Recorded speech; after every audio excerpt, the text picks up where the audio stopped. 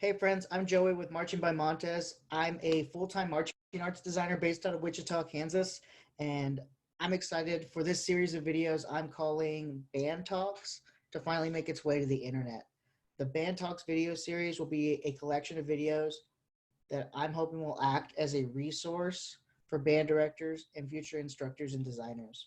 Today, my guest will be Phillip Franklin from Cabot, Arkansas. He's a drill writer, band director, visual and guard clinician and choreographer. He's a husband. He's a great friend. He's here with us right now. How you doing, Phillip? Hey Joey, I'm good, man. Everything's great. Just enjoying some quarantine life, trying to stay healthy and eat good and get some work done. Yeah, dude, I hear that. I'm trying to lose the quarantine 15 right now. It's a little difficult. I just love food so much. But let's hop into this interview. Friends, Philip is being able to create programs and immediately instill the values of hard work and professionalism while also being competitively successful, all the while keeping the day-to-day experience for the performers positive and enjoyable. Today, Philip is going to talk about how he's been able to do this and provide some tips on how you can inspire positive growth in your ensemble this fall. This is Band Talks.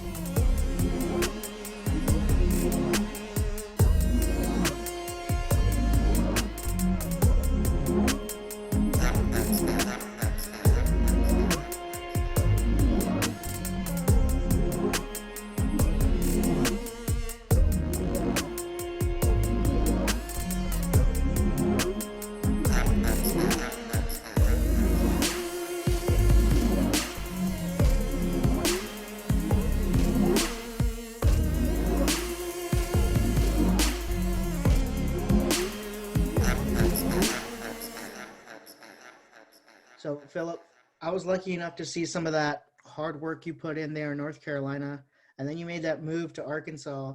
And 3 years into that shift, you have once again, just like at West Johnson, an incredible program. How, how are you able to keep creating these successful cultures over and over again? What's your secret? Well, I think one of the most important things of creating and maintaining positive cultures is, one, have a super clear idea of what you want out of a program. You should be able to set clear goals, short-term goals, a season, long-term goals, a couple of seasons, and be able to, set out the steps to be able to make that happen, basically. I mean, people with clear plans are usually the most successful. And then, on top of that, people with clear plans that are then able to adapt those plans and change those plans on the fly, I think is a major part of how, determining a program's ability to succeed. Everybody watches those great programs, and plan A is not necessarily the plan that you end up seeing by the end of the season, or by the end of the end of the year.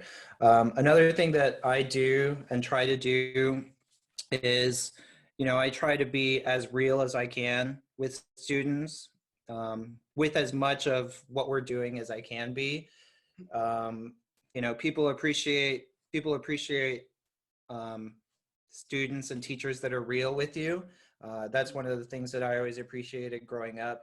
I was blessed to be a part of fantastic programs growing up, and then going on into drum corps. I was a student at West Johnston, and I was very lucky to have the directors and instructors that I had. They were brutally honest sometimes, and had high expectations for the band program and for you as individuals. And they were basically relentless in, making sure that we achieved those goals um, to the best of our ability. So that's one awesome thing about, teachers is, are you real with your students? Can you explain your goals and expectations clearly? Do you have the steps in place and the resources in place to be able to achieve those goals? And if everything matches up and the students trust what you're doing and what you ask of them, then the success will be there in whatever form you define it as. And that can be as simple as, not being last place in your class this year at your first competition to, being a regional finalist, or, getting straight superiors in concert band. As long as you can clearly articulate those ideas to your kids, then life is a lot easier. You talked a little bit about your experience at West Johnson and how those instructors and how that culture really motivated you or really inspired you to do, or maybe has created the way that you teach. What are some of the biggest lessons you learned at West Johnston, or in your drum corps history, Yeah. that you're using today still? Yeah, one big thing that I've gotten a lot better at, especially in the past couple of years, is trusting the people you work with. That's a really big deal for a lot of this activity. For a lot of people that are working in marching band, for a lot of people that are working with winter guards, you're usually privileged to be able to work with a team. And the whole point of hiring a team of people is so that team of people can do their jobs. So I've worked with a lot of groups, and I got to experience working with a lot of groups and being taught by a lot of groups with pretty successful teams of teachers. So that's one of the, and teams of teachers that trusted each other to do their jobs. So one of the big things that I did while I was at West Johnston as a teacher, especially my last year there, is hire a design team.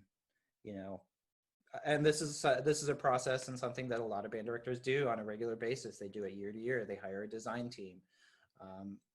And one of the things that I was experiencing at West Johnston was I was experiencing like a lot of different situations, all matched with a high level of stress, just like most band directors do. And I got to the point where I did not trust my design team my first and second year as much as I should have. And I wanted to do things myself because of missed deadlines or unexpected timelines and hiccups here and there with drill and things like that. And, so my last year, I hired a design team that basically told me to get out of our way and let us do our jobs. And I was basically really happy with how the product turned out because I did that. I mean, I didn't have to stress about a product because I had people that were doing their job, and it's that simple. In most cases, it can be that simple. Is you hire someone for a reason, or you put together a team for a reason. Let those people work. Let those people do their jobs. So that's a big life lesson for me. Is I work and I'm hired to do a certain job. I'm going to do that job to the best of my ability. Or I hire people to do jobs for me. I'm going to let those people work and do their jobs to the best of their ability.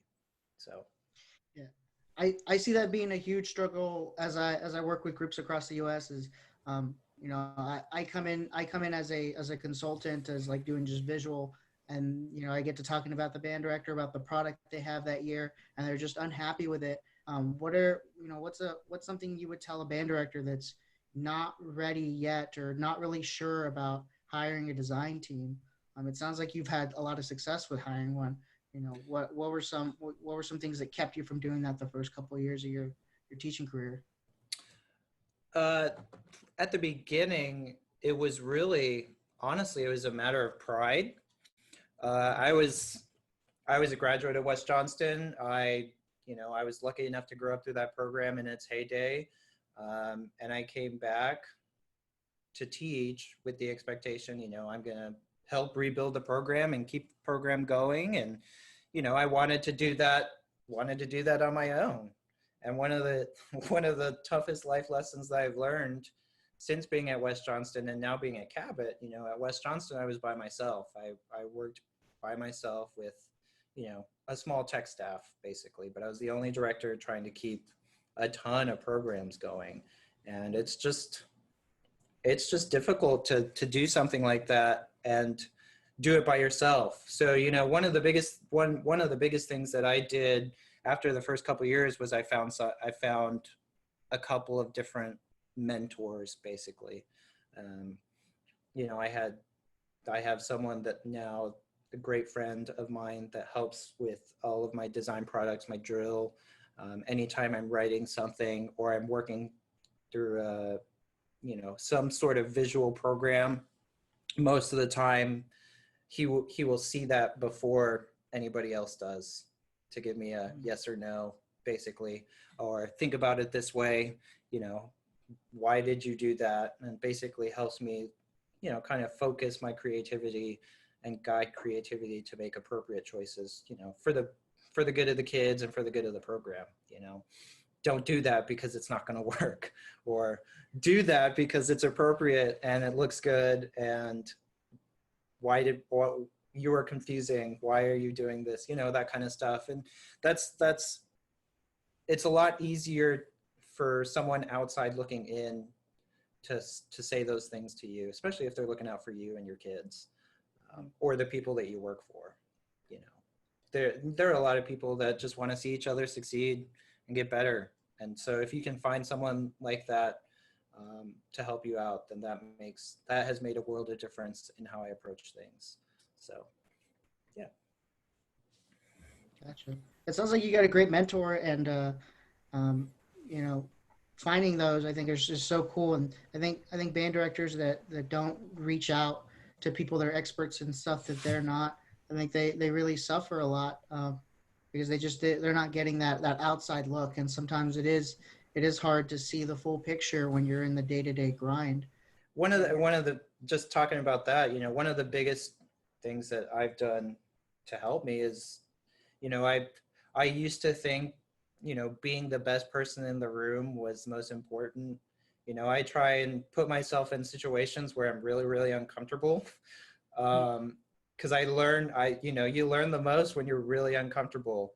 I mean, being a part of great teams where there are people that are better than you at basically everything, you know, I've learned a lot from those people, and I take away stuff that, you know, I steal all the time. I take stuff from those rehearsals, and I try and incorporate those things into my rehearsals when I'm teaching. You know, if there's an idea that works, and you know, this is visual, this is musical, it's, I mean, everything. If I see an idea that works or an idea that doesn't work, but I think could work if I did it like this, you know, then I'll take that and try and incorporate that into into, you know, what I do in my process.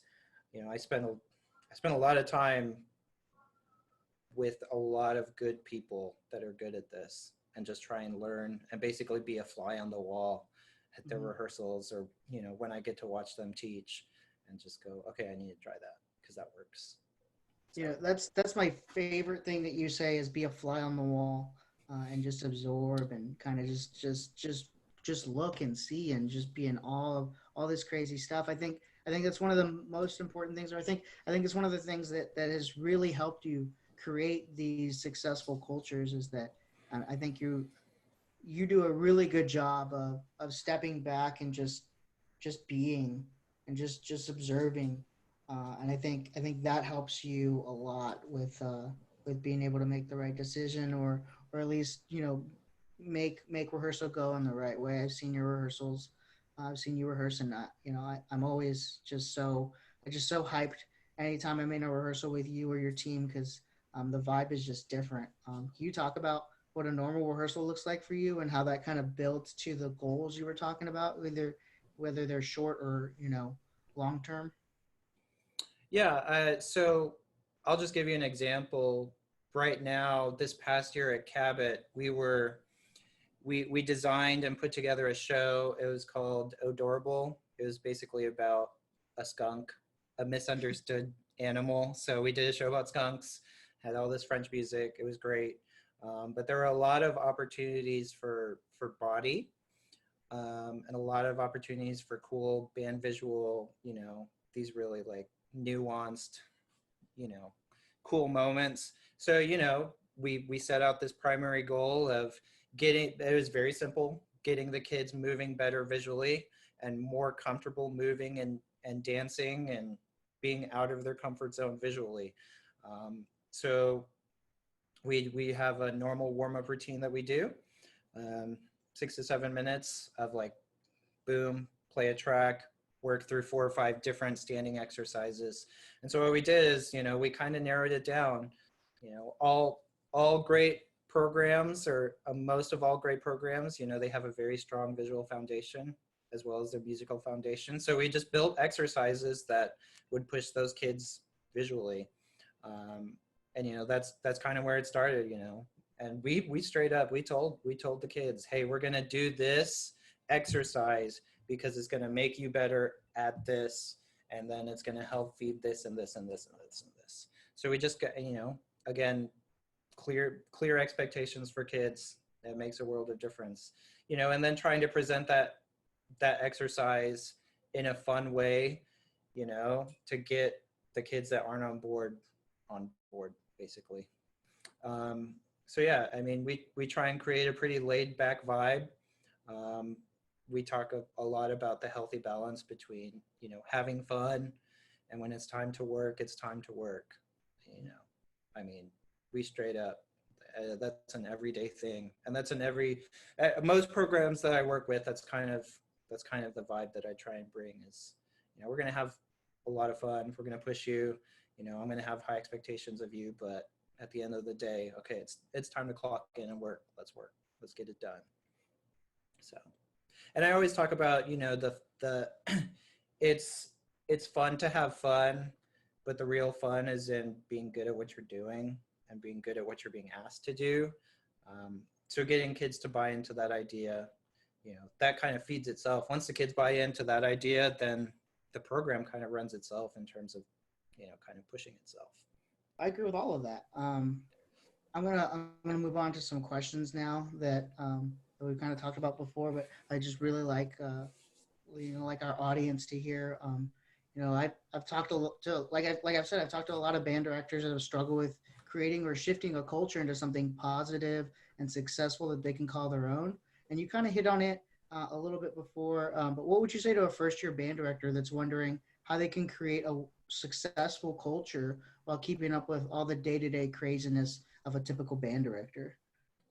Uh, yeah, one big thing is, as always, make sure you have a clear plan and goals set out for yourself and for your program.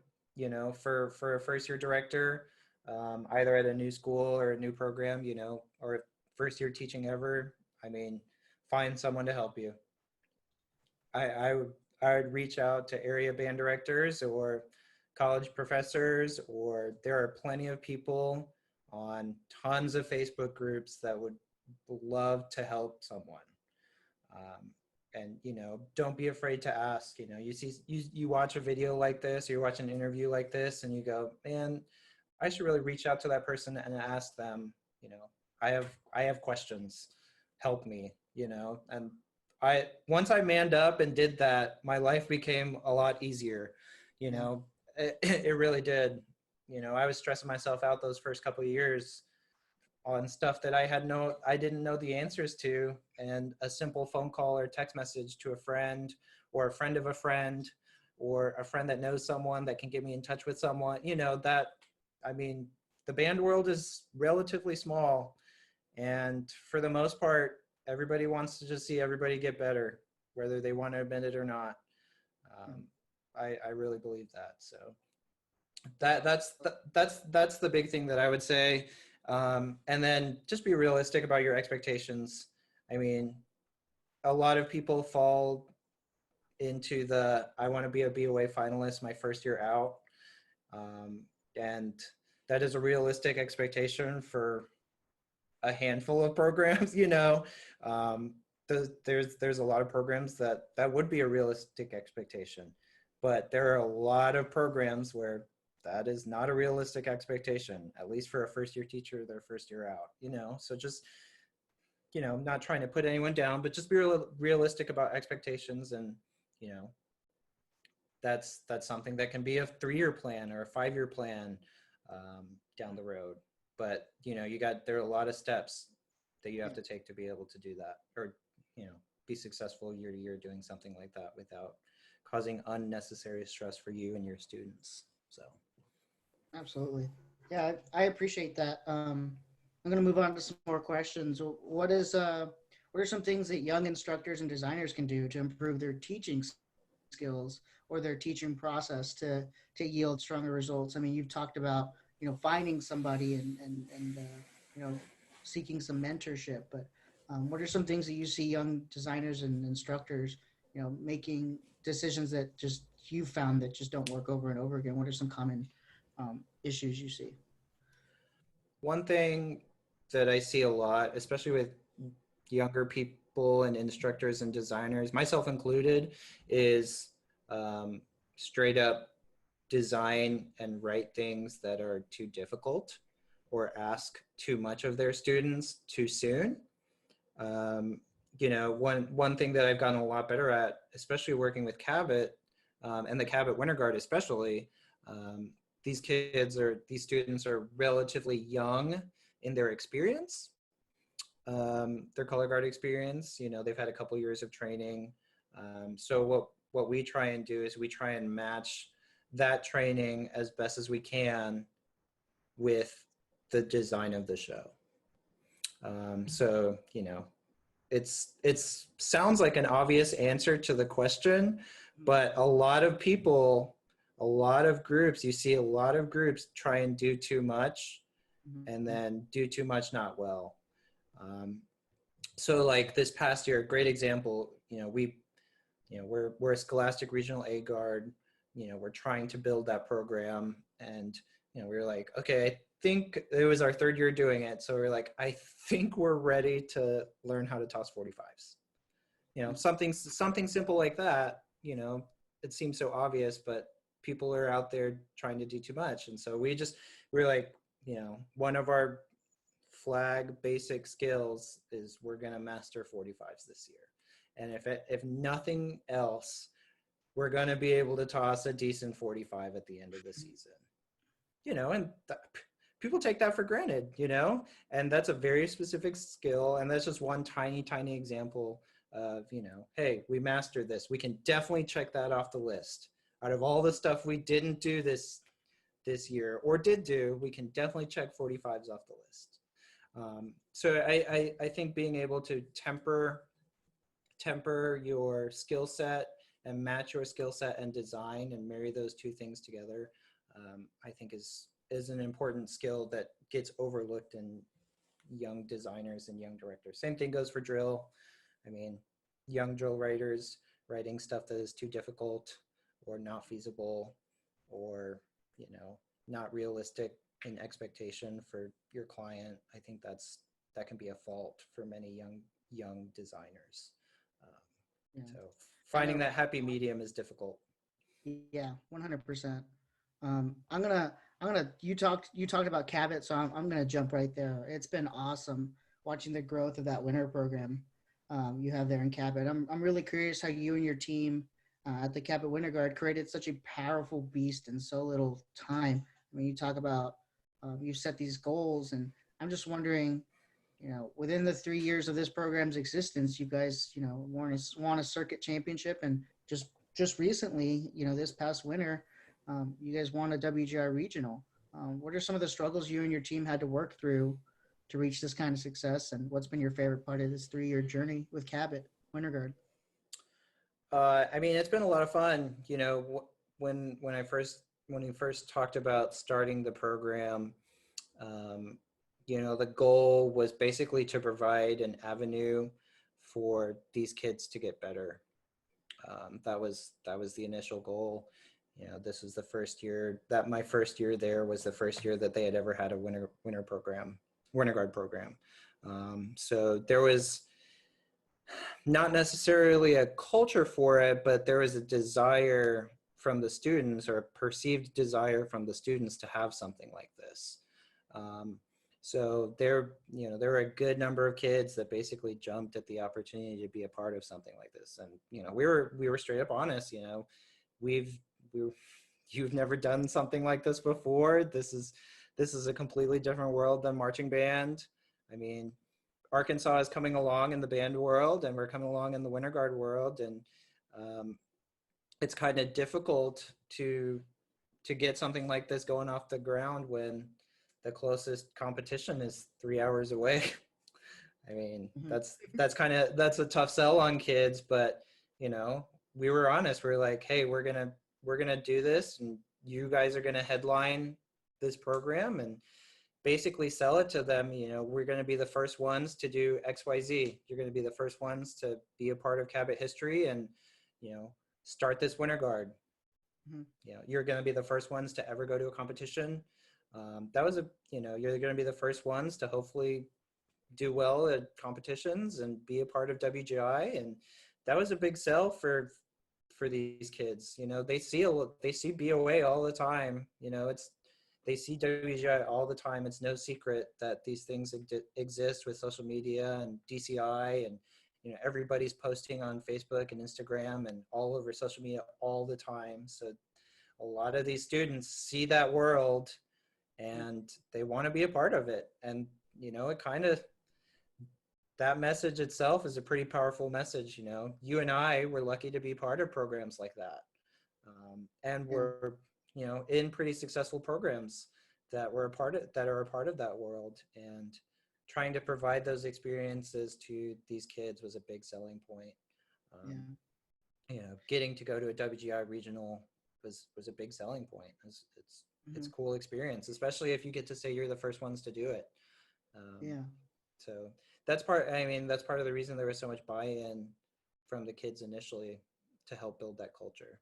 You'll be the first. How you do it, how we do this together is going to set this up for the next couple of years. So Yeah. So I talk to a lot of designers when I'm at, and coaches when I'm at competition, and they talk to me and they're like, you know, I don't see the growth, I don't see the success, I don't see blah blah blah.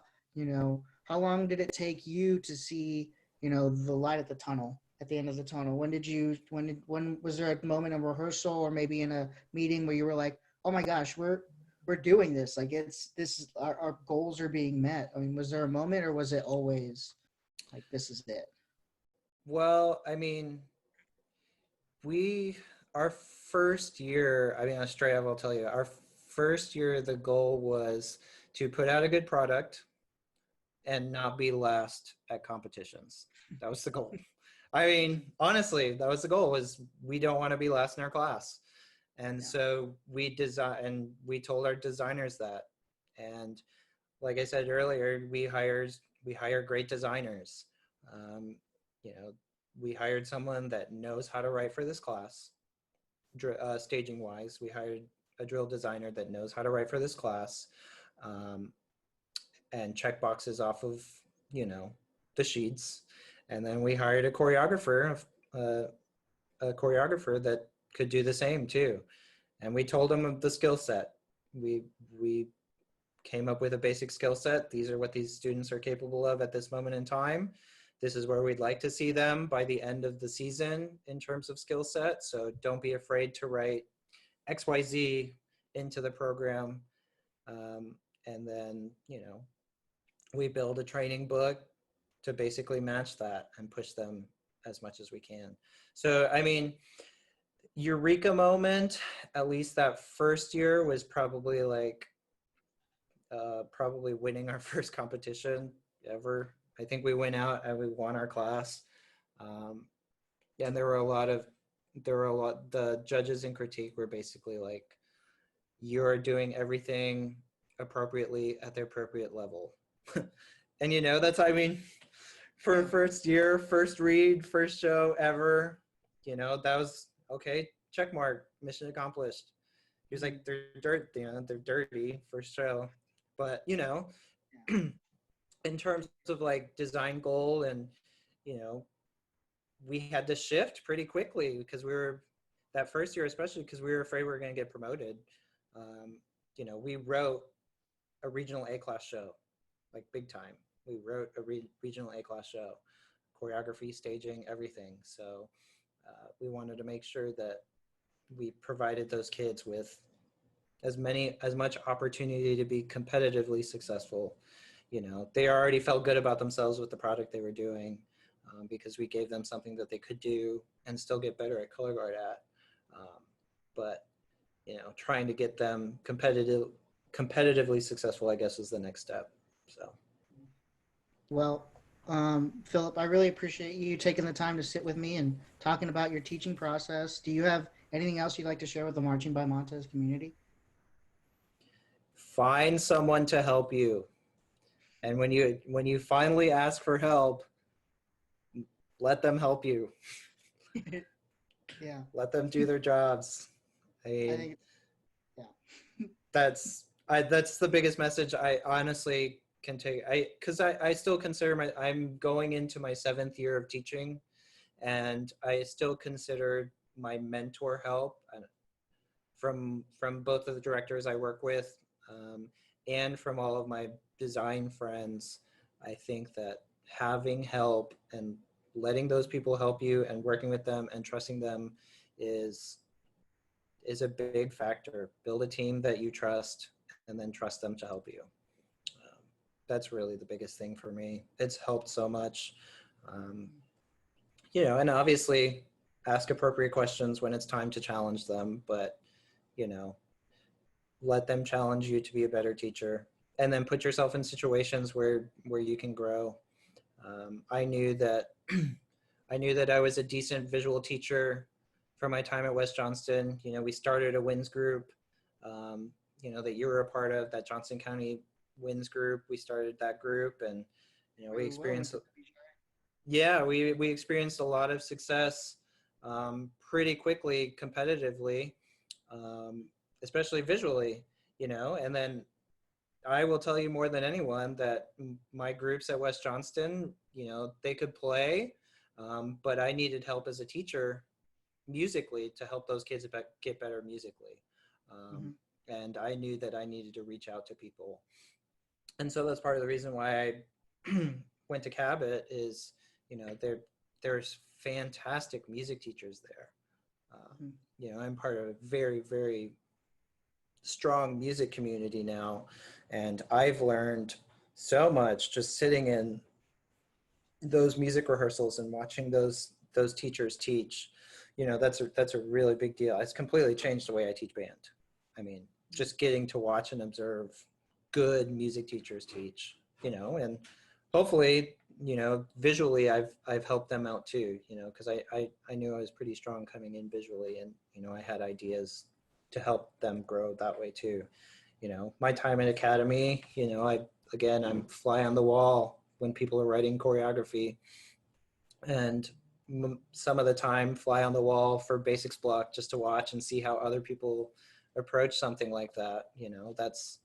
That's a big thing, is watch people that are good at their jobs and learn from them. Absolutely. So yeah, man. Again, thank you so much for making this happen. I'm gonna send you a Marching by Montes shirt. Sweet. Yeah. So if just saying thank you again so much for making this happen, man. Much love to you. Much love to Lauren, wifey over there. Stay safe, and hopefully we'll be able to hang out soon after all this is done, man. Yeah, thanks, same to you. And as always, if I'm hyping on finding help, if anybody sees this and would like to reach out and have a conversation or questions about anything else, please don't hesitate to ask. There are people out there that want to help, so just ask. Cool. Absolutely. All right. Well, thank you. We'll talk to you later. Okay, man. All right. All right. Peace. Bye.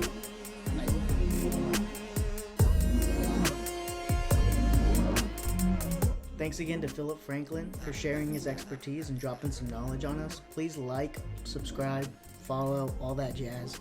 Comment any questions you may have about this subject, and maybe we'll do a follow-up video or even do a live stream with Phillip where you can ask your own questions if we have enough interest.